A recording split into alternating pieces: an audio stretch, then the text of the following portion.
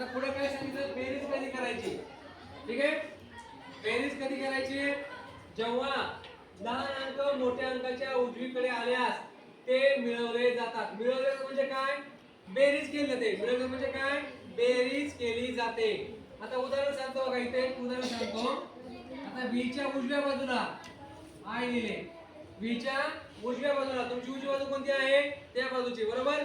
उजव्या बाजूला v च्या पुढे लहान संख्या आली आहे, म्हणजे v 5 आहे, 5 पेक्षा लहान 1 आहे, ते उजव्या बाजूला आलं तर त्याची बेरीज करायची, म्हणजे तो आपल्याला अंक तयार होतो. कोणता अंक तयार होईल मग सांगा, हा 6 अंक तयार, म्हणजे हा 5 अधिक 1 म्हणजे 6. आता याचं काय तयार होईल सांगा बरं, x आणि y चं सांगा, x आणि y चं काय तयार होईल सांगा लवकर. x म्हणजे 10, बेरीज करू का वजाबाकी करू, हा बेरीज करू. का बेरीज करू, कारण उजव्या बाजूला लिहिलेलं आहे 10 अधिक 1, मग किती झालं 11, बरोबर.